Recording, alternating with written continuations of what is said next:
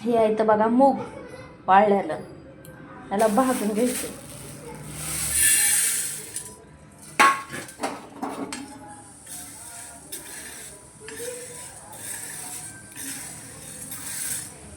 चला ह्याला भाजून घेते. ही मूग बघा असं भाजल्याचं, असं लाल करत भाजून घ्यायचं. करपवायचं नाही तर जास्त, नुसतं भाजून घ्यायचं. लाल लाल असं झालं पाहिजे ते.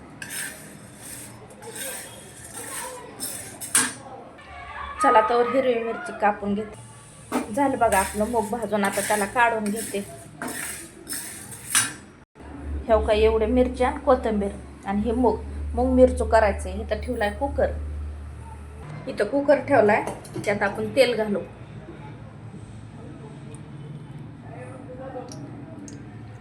तेल घातलं,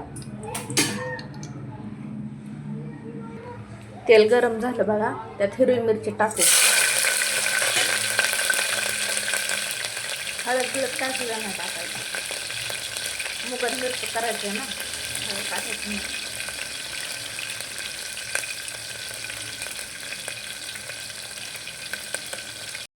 भाजली बघा मिरची, थोडी कोथिंबीर घालून घेऊ.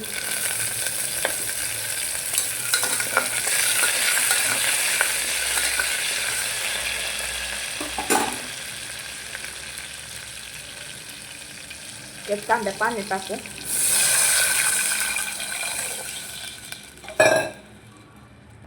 आणि त्यात आपण मीठ घालू.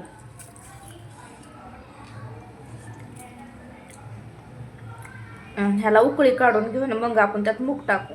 फुटले बघा आपल्या पाण्याला उकळी. त्यात आपण हे मूग भाजलेलं घालून घेऊ.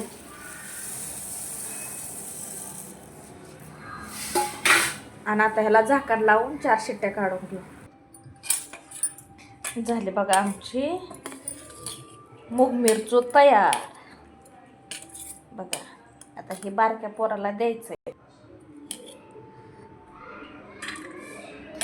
इतकं सुंदर लागतं ना हे खायला, लई.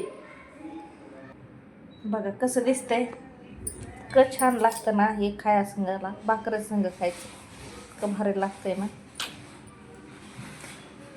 तर लई आवडतं मला. चला मग ठेवते आता.